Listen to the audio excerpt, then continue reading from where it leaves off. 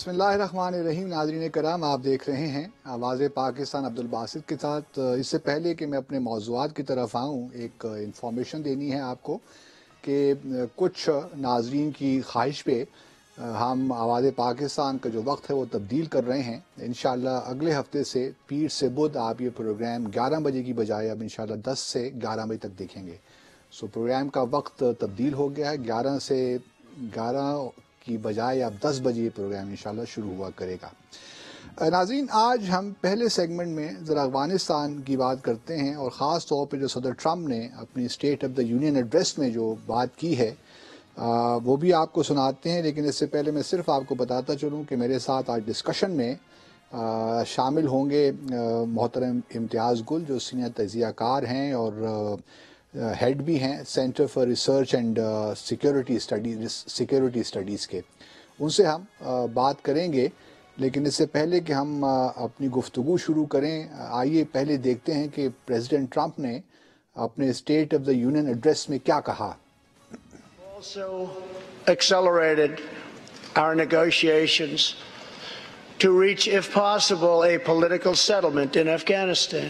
The opposing side is also very happy to be negotiating. We are now able to pursue a possible political solution to this long and bloody conflict. My administration is holding constructive talks with a number of Afghan groups, including the Taliban. As we make progress in these negotiations, we will be able to reduce our troops' presence and focus on counter-terrorism, and we will indeed focus on counter-terrorism. امتیاز گل صاحب، آپ کو میری آواز آ رہی ہے؟ جی بالکل آ رہی ہے. اچھا، اب دیکھیے، صدر ٹرمپ نے اپنے خطاب میں بڑے واضح طور پہ کہا کہ اگر ممکن ہوا اور یہ ایگریمنٹ ہو گیا تو پھر ہم جو ہے اپنی فوجیں کم کر لیں گے. انہوں نے مکمل انخلاء کی بات نہیں کی، اور پھر ساتھ یہ بھی کہا کہ فوجیں کم کریں گے اور پھر ہم کاؤنٹر ٹیررزم پہ فوکس کریں گے. تو آپ کو کیا لگتا ہے کہ کیونکہ یہاں پہ تو ایک بڑا ایک دنیا میں، ہمارے خاص طور پہ ہمارے خطے میں، ہمارے ملک میں خاص طور پہ بہت سی ایسی آوازیں سننے کو مل رہی ہیں کہ بس جی اب امریکہ افغانستان کو چھوڑ کے جا رہا ہے. مجھے تو صدر ٹرمپ کے خطاب سے ایسی بات نہیں لگتی. آپ کیا سمجھتے ہیں؟ نہیں، بالکل صحیح آپ نے کہا، اور اس میں کافی واضح اشارہ تھا. وہ بڑا زور دے کے انہوں نے کہا کہ دہشت گردی کے خلاف بہرحال ہم اپنی جنگ جاری رکھیں گے. اور اس سے یہ ظاہر ہوتا ہے کہ جو ابتدا میں انہوں نے ایک اشارہ بالواسطہ دیا تھا ذرائع ابلاغ کے ذریعے کہ ہم اپنی آدھی افواج وہاں سے نکال لیں گے، تو اس میں میرا خیال ہے جو وہاں کی اسٹیبلشمنٹ ہے، پینٹاگون یعنی وزارت دفاع، ان کی طرف سے اور CIA کی طرف سے غالباً کافی مزاحمت کا سامنا ہوا ہوگا، جس کے باعث بعد میں باضابطہ طور پہ ان 7,000 افواج کی کمی کا اعلان نہ کیا گیا. اس کے ساتھ ساتھ جو مذاکرات شروع ہوئے طالبان کے ساتھ، اس میں بھی کوئی پروگریس تو ہوئی لیکن بہت زیادہ نہیں ہوئی. اور ساتھ ہی ساتھ روس بھی میدان میں کود پڑا، اور گزشتہ 2 دن ماسکو میں مذاکرات چلتے رہے ہیں، جس میں سابق صدر حامد کرزئی نے بھی شرکت کی. اور اس میں ایسا لگتا ہے کہ اسی مسئلے پہ، یعنی امریکی افواج کے افغانستان سے انخلاء کے مسئلے پہ بات کافی حد تک اٹکی ہوئی ہے. کیونکہ آج ہی زلمے خلیلزاد جو کہ امریکی صدر کے خصوصی نمائندے ہیں برائے مفاہمت، انہوں نے یہ واضح کیا کہ امریکہ نے کوئی ٹائم ٹیبل نہیں دیا ہے افغانستان سے اپنے افواج نکالنے کا، اور اس حوالے سے طالبان جو بات کہہ رہے ہیں اس میں کوئی صداقت نہیں ہے. اس سے بنیادی طور پہ یہ لگتا ہے کہ اندرون طور پہ بات ہو رہی ہے، کسی معاملے پہ ہو رہی ہے. اور مجھے یہ لگتا ہے کہ جو شروع میں آئیڈیا یہ ہو گیا تھا کافی سارے لوگوں کو کہ اب اگر یہاں سے افواج نکلے بھی تو شاید وہ ایک علامتی تعداد علامتی طور ہوگی، پہ بالکل ایک سمبولک وڈرال ہوگا، مکمل طور پہ جو 7,000 کا وعدہ کیا گیا تھا وہ بھی شاید نہ وہ ہو نہیں پائے۔ ہوگا۔ اچھا، اب آپ جانتے ہیں امتیاز کے ایک تو یو ایس سینٹ نے بھی قرارداد پاس کی ہے کہ حکومت کو جو ہے اتنی جلد بازی نہیں کرنی چاہیے فوجوں کے انخلاء کی، نہ شام سے نہ افغانستان سے۔ ایک تو وہ ہمارے سامنے بھی آئی۔ اس کے بعد ہم نے دیکھا کہ پریزیڈنٹ ٹرمپ نے بھی اپنی اسپیچ میں یہ کہا کہ اگر ممکن ہوا کہ ہمارا اگر کوئی ایگریمنٹ طالبان کے ساتھ ہو جاتا ہے تو اب بنیادی طور پہ وہ طالبان کو ہی مستقبل کا دیکھ رہے ہیں رولر افغانستان میں، کیونکہ ان سے ہی گارنٹیز وہ مانگ رہے ہیں کہ آپ القاعدہ اور آئی ایس ایس کو اسپیس افغانستان کی نہیں دیں گے۔ دوسری طرف ہم ماسکو میں، آج جس طرح آپ نے بھی ذکر کیا، ماسکو پروسیس بھی ایک شروع ہو جائے جس میں افغانستان گورنمنٹ موجود نہیں ہے۔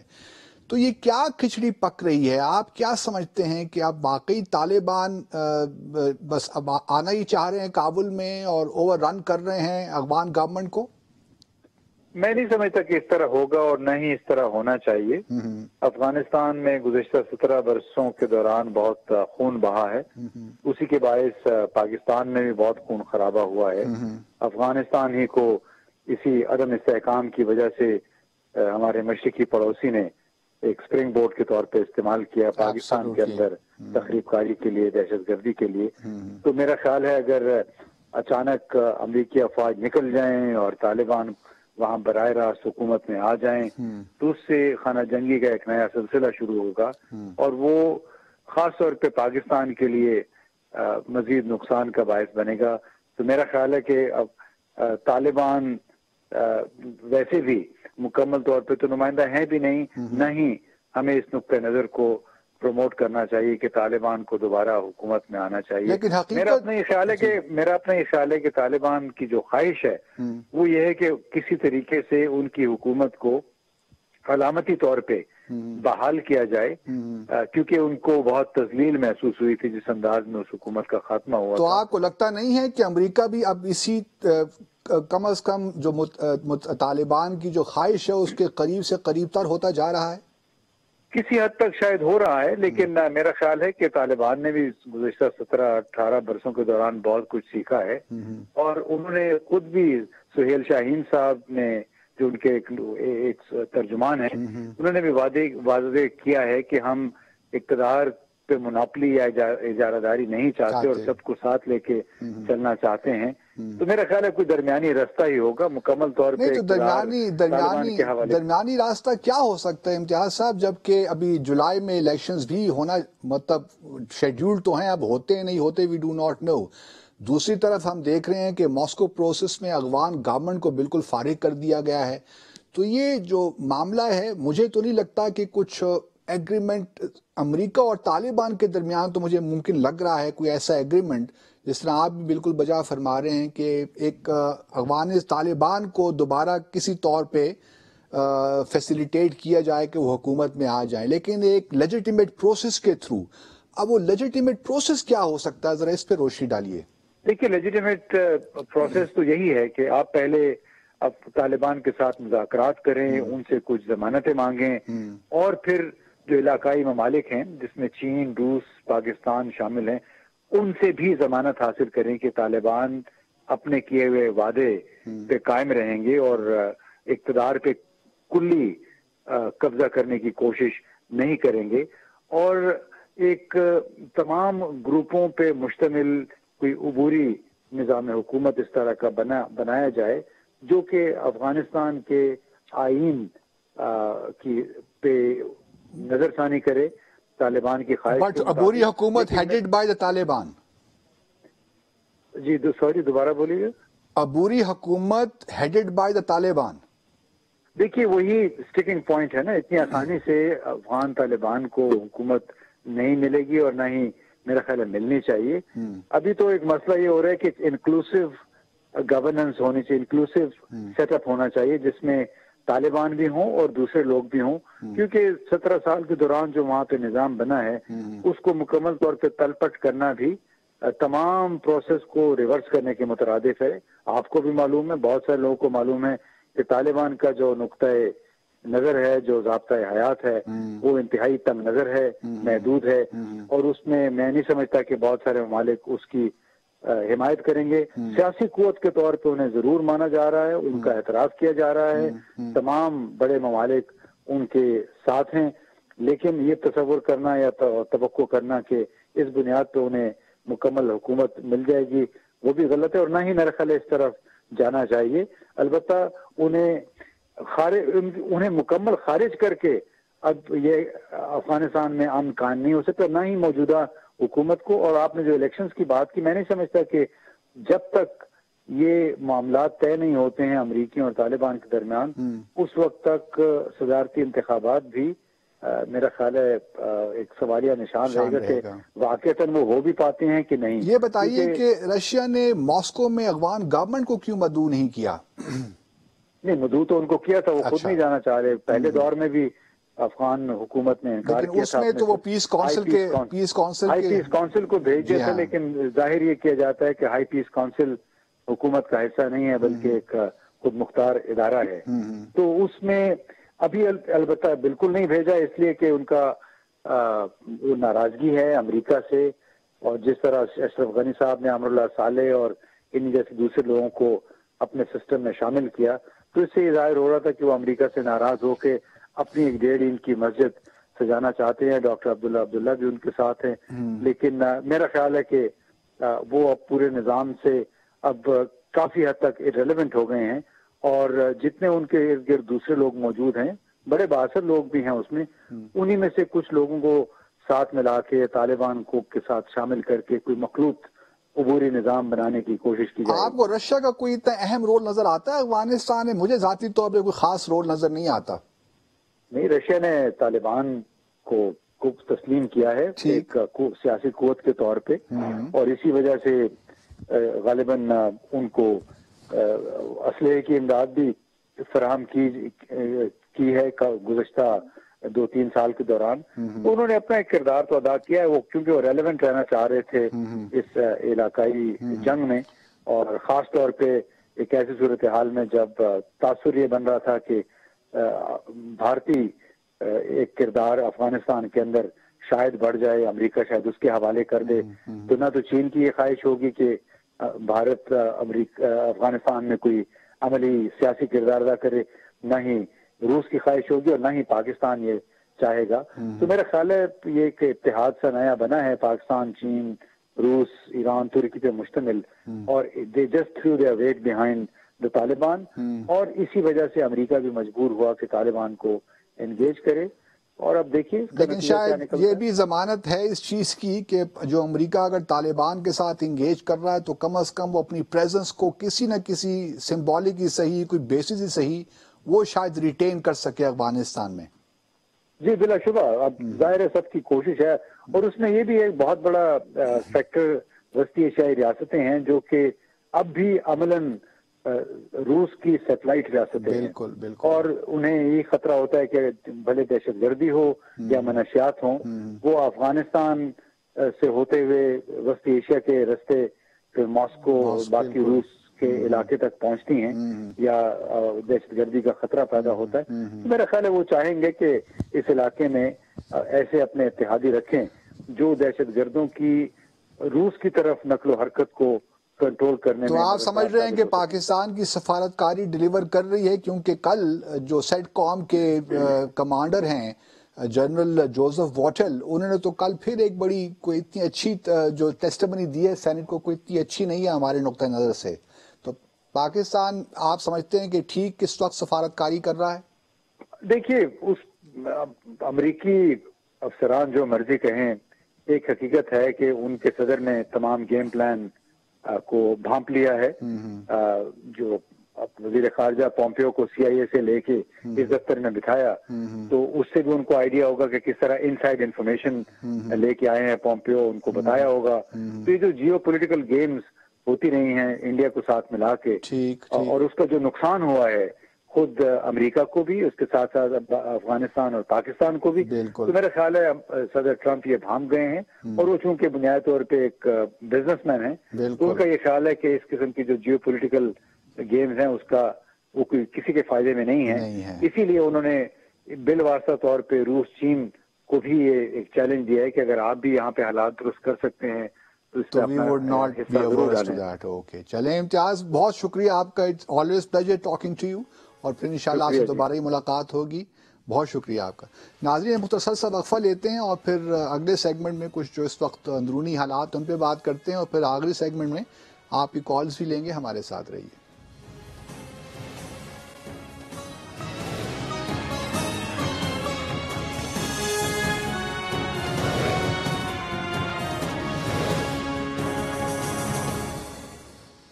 جی ناظرین دوبارہ خوش آمدید. اس سے پہلے کہ میں کچھ اندرونی جو معاملات ہیں اس پہ ڈسکشن کروں، ایک رپورٹ ہے، اخباری رپورٹ ہے کہ کرتارپور کوریڈور کے حوالے سے، کہ آپ کو یاد ہوگا کہ بھارت نے ایک تجویز دی تھی ہمیں، بلکہ پاکستان کو انوائٹ کیا تھا کہ آپ دہلی آ جائیے مذاکرات کے لیے 26 فروری یا 7 مارچ کو.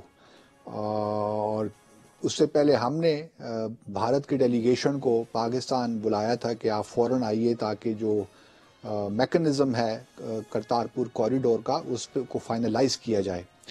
ہم نے اپنے فوکل پوائنٹ بھی بنا لیا تھا، لیکن بھارت نے جو شاید کسی حد تک متوقع بھی تھا، انہوں نے خود آنے کی بجائے ہمیں مدعو کیا. آپ کو یاد ہوگا ناظرین، میں نے اس وقت بھی ایک پروگرام کیا تھا اور میں نے کہا تھا کہ یہ ہمارے لیے کرتارپور جو کوریڈور انیشیٹو لیا ہے، اب ہمیں اسے خراب نہیں کرنا چاہیے.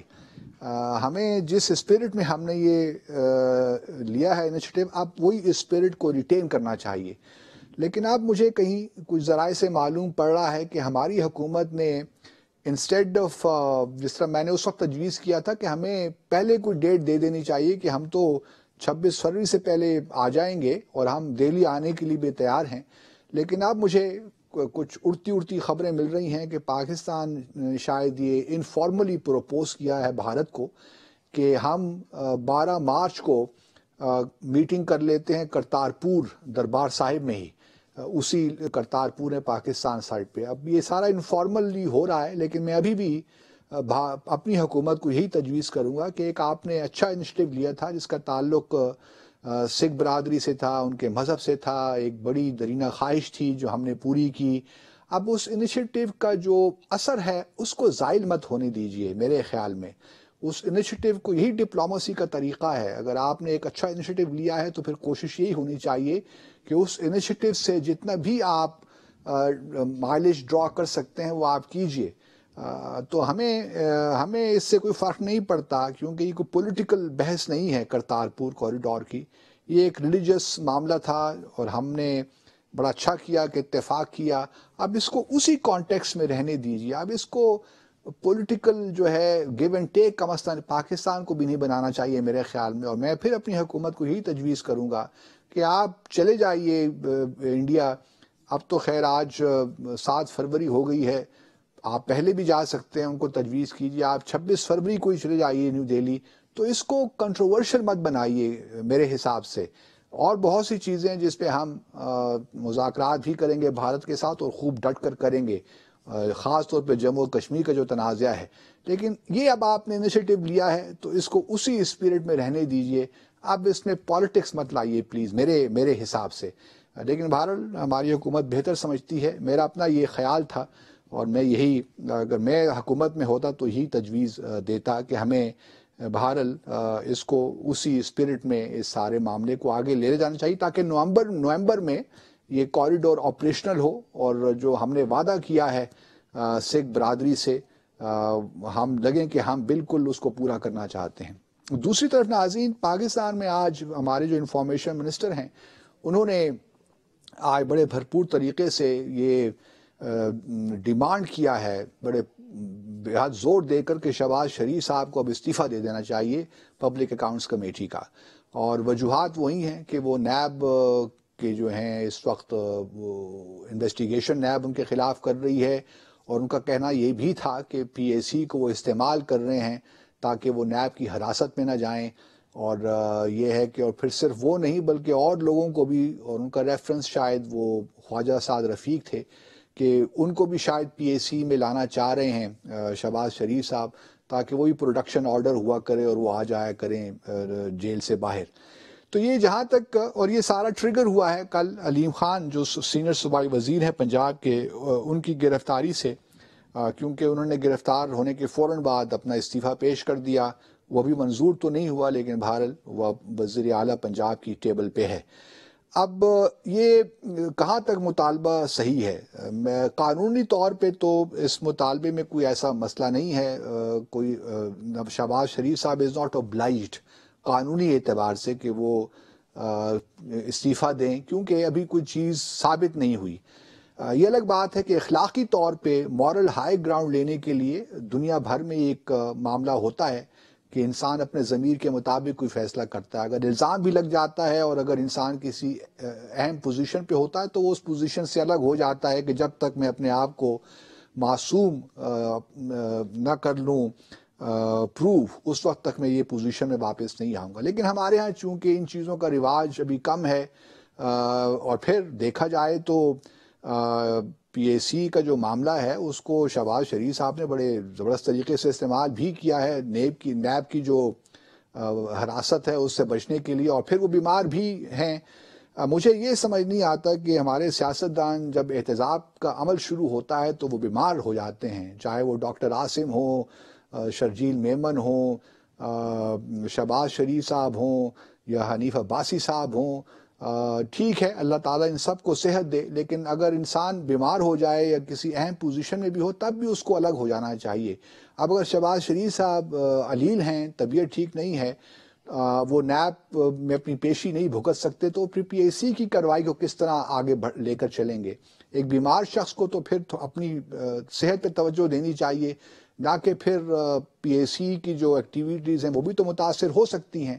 تو اس لیے ہمارے سیاستدانوں کو دنیا بھر میں جو ہیلتھ ہوتی ہے وہ بڑی امپورٹنٹ ہوتی ہے. مثال کے طور پر اگر امریکی کینڈیڈیٹ کوئی ہے صدارت کے لیے انتخابات لڑ رہا ہے تو وہ اپنا میڈیکل پوری ہسٹری پیش کر دیتے ہیں کہ عوام کو معلوم ہو کہ ہم صحت سے ہیں، کیونکہ صحت کا ہونا اس بات کی ضمانت ہے کہ وہ اپنی جو ذمہ داریاں ہیں، سرکاری ذمہ داریاں، وہ پوری احسن طریقے سے پوری کر سکے گا وہ شخص.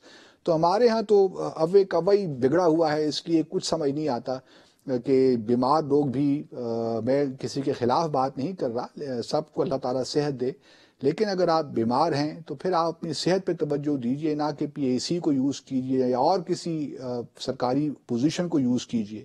جہاں تک نواز شریف صاحب کا تعلق ہے ناظرین، اس کے بارے میں بھی لے کر اب پالیٹکس ہو رہی ہے، لیکن یہ حقیقت ہے کہ نواز شریف صاحب کی طبیعت جو ہے اس میں کمپلیکیشن ضرور ہیں. میری اپنی بھی جو ہے اطلاعات یہی کہتی ہیں، اس لیے تھوڑا سا اس معاملے کو سیریس لینا چاہیے.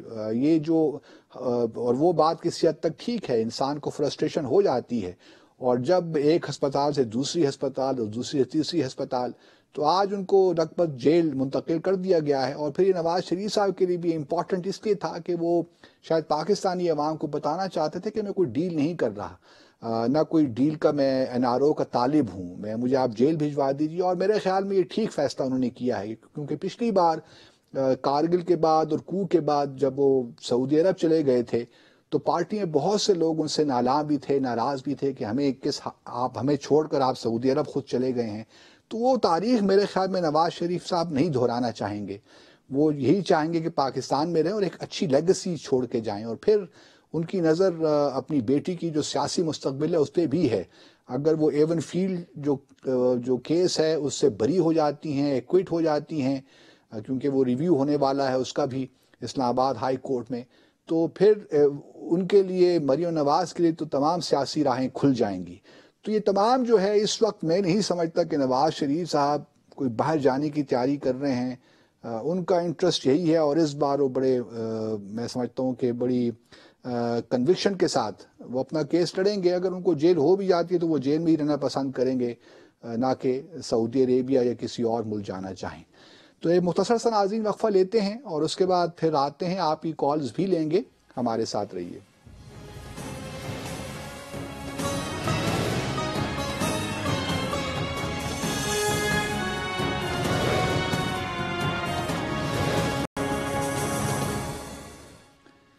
جی ناظرین، دوبارہ خوش آمدید، اور پھر ایک بار آپ کو یاد دلا دوں ناظرین کہ اب آواز پاکستان انشاءاللہ ہر رات اگلے ہفتے سے 10 سے 11 بجے ہوا کرے گا، پیر سے بدھ تک. تو امید ہے کہ آپ سے انشاءاللہ ملاقاتیں رہیں گی. ہمارے ساتھ ایک کالر ہیں. کون صاحب؟ ہیلو. السلام علیکم. جی وعلیکم السلام. کون صاحب؟ محمد قاسم بات کر رہا ہوں جلال پور بٹیا سے. جی محمد قاسم صاحب، کیا کہنا چاہتے ہیں آپ؟ السلام علیکم عبدالباسط صاحب. جی وعلیکم السلام. سر میں آپ کو بہت لائک کرتا ہوں، آپ کے پروگرام بھی بڑے سنتا ہوں. بہت شکریہ آپ کا، بہت شکریہ. اور آپ کے لیے یہ کہوں گا کہ آپ کی جو رپورٹنگ ہوتی ہے، جو آپ بیان کرتے ہیں، وہ بالکل عام عوام کے دل کی نا آواز ہوتی ہے. اس لیے اس پروگرام کا نام آواز پاکستان ہے نا قاسم صاحب. جی جی بالکل ایسے ہی ہے جی. جی جی. تو اور اس پر آپ جو بھی نیریٹو لیتے ہیں نا، وہ بالکل ایک قوم کی عکاسی ہو رہی ہوتی ہے اس وقت. چلیں بہت شکریہ. آج کے موضوعات پہ کچھ کہنا چاہیں گے آپ؟ سر جی میں صرف یہی کہنا چاہوں گا خان صاحب کے لیے کہ خان صاحب محنت کریں. آپ بالکل صحیح سمت میں جا رہے ہیں. ٹھیک. اور یہ جو کرتارپور کے حوالے سے آپ نے اس وقت جو بتایا ہے قوم کو کہ اس میں جو ہے نا لیٹ نہیں ہونا چاہیے، یہ کرنا چاہیے. چلے مجھے خوشی ہوئی کہ آپ مجھ سے اتفاق کرتے ہیں. قاسم بہت شکریہ آپ کے ٹیلی فون کال کا. اور بات بہرحال یہی ہے، کرتارپور کا تو معاملہ انشاءاللہ امید ہے، کیونکہ اگلے اس نومبر میں 550ویں جنم دن ہے گرو نانک کا، اور ہم امید کرتے ہیں کہ اس وقت تک تمام یہ معاملات طے پا چکے ہوں گے. اور اس وقت بھارت کی بھی مجبوری ہے، ان کے ہاں انتخابات ہو رہے ہیں، تو وہ بھی چاہیں گے کہ جلد از جلد یہ معاملات طے پا جائیں. ایک اور کالر ہے ہمارے ساتھ. کون صاحب؟ ہیلو. السلام علیکم. وعلیکم السلام. ملتان سے کون صاحب؟ سید ممتاز قریشی ملتان سے. جی ممتاز صاحب، کیا کہنا چاہتے ہیں، فرمائیے.